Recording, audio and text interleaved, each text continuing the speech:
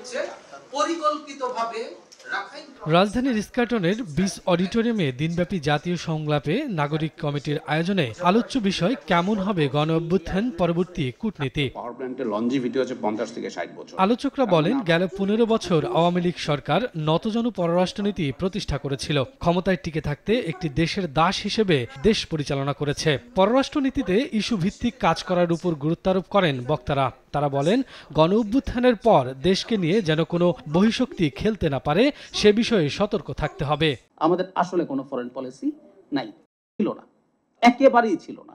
Just ad hoc Sheikh হাসিনার যা যা সুবিধা মনে হয়েছে। চায়না চাইছে ঠিক আছে আমি তিস্তা দিয়ে দিলাম, পরে ইন্ডিয়া গেলাম, ইন্ডিয়া কাপ দিয়েছে না তিস্তা দিয়ে, এই হচ্ছে পররাষ্ট্রনীতি। একটি দল যখন বাংলাদেশের ক্ষমতায় ছিল, যারা তখন ক্ষমতা ছেড়েছে, একটি দেশে সবাই পালিয়েছে, অন্য কোনো দেশে তারা হলো যাওয়ারও জায়গা পায় না। ফলত আমাদের বাংলাদেশের যে রিলেশনটা ছিল এটা হলো একটি দেশকে দেওয়া নেওয়া কেন্দ্রিক ছিল।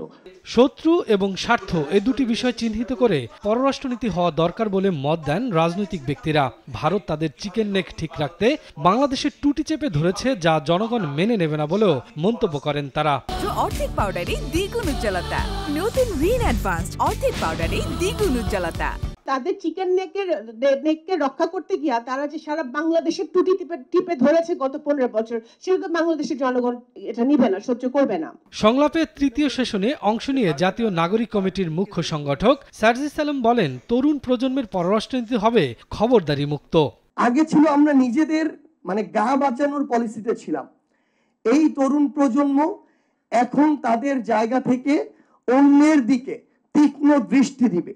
আমি নতুন কাউকে নেভিগেট করতে পারি আর না পারি, আমার উপরে কেউ নজরদারি করতে পারবে না।